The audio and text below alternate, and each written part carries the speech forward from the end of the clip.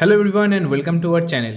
আজকের এই ভিডিওতে আমরা শিখব কিভাবে আপনি হোয়াটসঅ্যাপের মাধ্যম দিয়ে যে কোনো কাউকে কোনো পিডিএফ ডকুমেন্ট ফাইল কিভাবে সেন্ড করতে পারবেন। তো চলুন ভিডিওটা শুরু করা যাক। তো এর জন্য আমরা সবার ফার্স্টে আমাদের যে হোয়াটসঅ্যাপটা আছে সেটাকে ওপেন করব। হোয়াটসঅ্যাপটাকে ওপেন করার পর আপনি যাকে একটি পিডিএফ ফাইল সেন্ড করতে চান তার অ্যাকাউন্টটা আপনাদের ওপেন করতে হবে।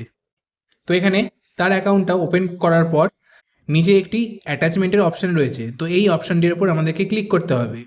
এরপর এখানে একটি ডকুমেন্ট বলে অপশান দেখতে পাচ্ছেন, তো এই ডকুমেন্ট অপশানটির উপর আমাদেরকে ক্লিক করতে হবে।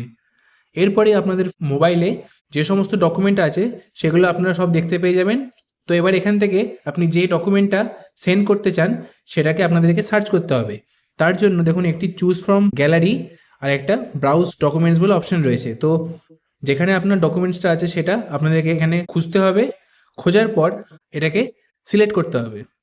সিলেক্ট করার পর এখানে যে একটি অ্যারো চিহ্ন রয়েছে তার উপর যখনই ক্লিক করে দেবেন তখনই সেটা তার কাছে পৌঁছে যাবে।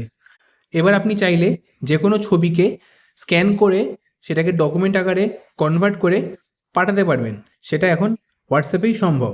তার জন্য সেই একইভাবে যে ডকুমেন্টস অপশান সেই অপশানে আসতে হবে। এবার একটি স্ক্যান ডকুমেন্ট বলে অপশান আপনারা দেখতে পাচ্ছেন, তো এই স্ক্যান ডকুমেন্টের উপর ক্লিক করতে হবে।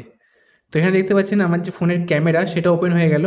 এবার এখান থেকে আপনি যে ডকুমেন্টের ছবি তুলে আপনি সেটাকে পিডিএফ আকারে কনভার্ট করতে চান সেটার একটা ছবি ক্লিক করতে হবে। দেখতে পাচ্ছেন এখানে ছবি ক্লিক করার পর এরকম কিছু অপশান আসবে।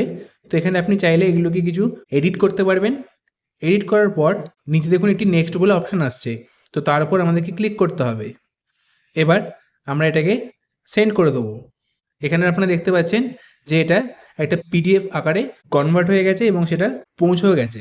তো এইভাবেই আপনারা খুব সহজেই চাইলে যে কোনো ডকুমেন্টকে আপনি ছবি তুলে পিডিএফে কনভার্ট করতে পারবেন হোয়াটসঅ্যাপের মাধ্যমেই।